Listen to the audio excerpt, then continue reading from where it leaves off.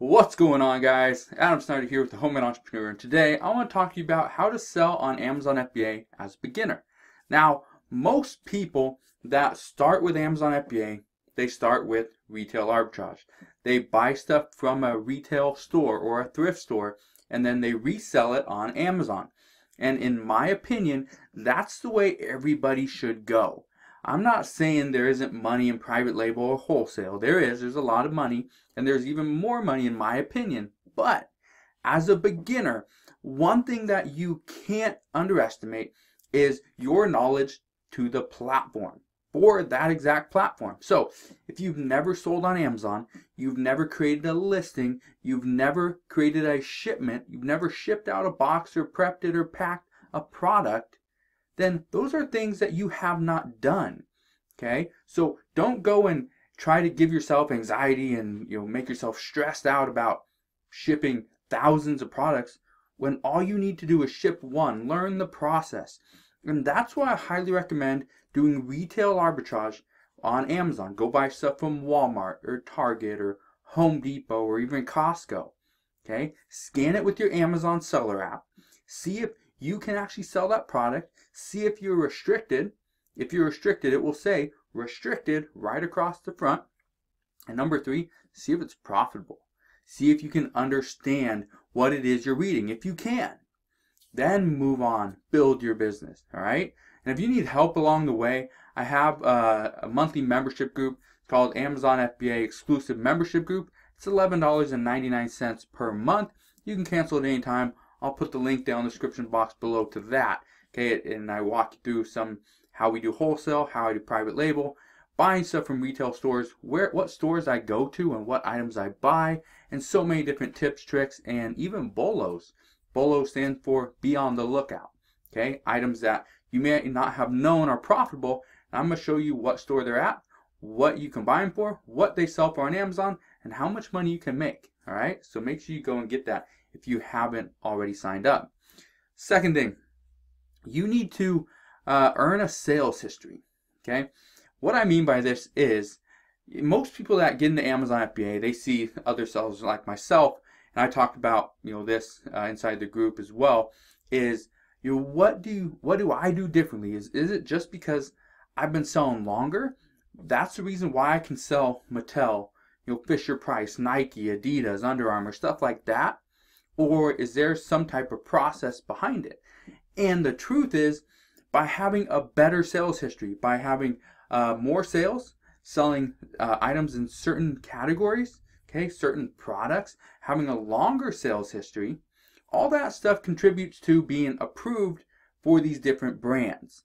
Okay, so I'm not saying you need to go sell Nike in order to get approved to Nike, because honestly, how do you do that? Okay, I'm saying sell different things in the clothing niche. Okay, so the clothing category. Sell different toys, because at some point you can get approved to sell Fisher Price, Nike, and it's not that hard. You just go into your Seller Central account, okay, and I can show you that later on. I even show that inside the group as well. But talk about how you go in and get approval, get auto-approved for some of these categories, some of these brands. And it's actually very simple, okay? But you need a selling history. If you don't have that, then that's why you need to just sell anything and everything underneath the sun. As long as it's profitable, as long as you can sell it, you might as well. All right?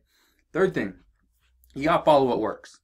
You're going to see there are thousands, maybe millions of videos here on YouTube about Amazon FBA, selling retail products, doing retail arbitrage, online arbitrage, wholesale, liquidation lots, private labeling. The list goes on and on. There's drop shipping. There's so many things. But follow what works. Find somebody, and it may not be me, and that's completely fine. Find somebody that's talking about Amazon FBA that is showing you, not only how to sell, but how to get better deals when you're buying, how to source different methods such as private label, retail arbitrage, online arbitrage, wholesale. Okay, find something and figure out what works for you. Because just because I do wholesale, or the next guy does wholesale, or that guy does retail arbitrage, or that guy does private label, does not mean it's going to work best for you, your lifestyle, and your budget. Okay, so figure out what works best for you and just go with that. The fourth thing, and I think so many beginners struggle with this, because the money is coming so easily is know your numbers. Now, what do I mean by that? What I mean is, if you don't know your numbers, okay, let's say you're buying $1,000 worth of inventory, but you don't know the amount of money you're going to make from it. You don't know your averages. You don't know how much it costs you to run the business. That is, let's say you have an Amazon FBA professional account. That's $39.99 a month. Let's say you use Inventory Lab. That's $50 a month. Let's say you have Tactical Arbitrage, which is an online arbitrage software. That's like $114 a month or something like that. Let's say you have a bookkeeping thing. That's another $15 to $50 a month. Okay, so if you don't know these expenses, then how do you know how much money you're actually making per month? Okay, also when I talk about know your numbers, for me, for certain products, when I'm doing retail arbitrage, I am just looking for anything that will make me 30% ROI or more. So what this means is if I spend $1,000 and I average 30% ROI, that means for every $1,000 I spend, I'll make $300 profit. Okay, so at the end of the month or whenever, I will get $1,300 back.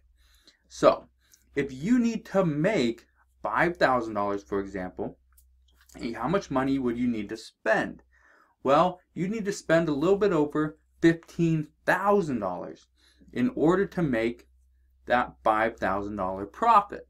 Okay, that's actually about 33% ROI.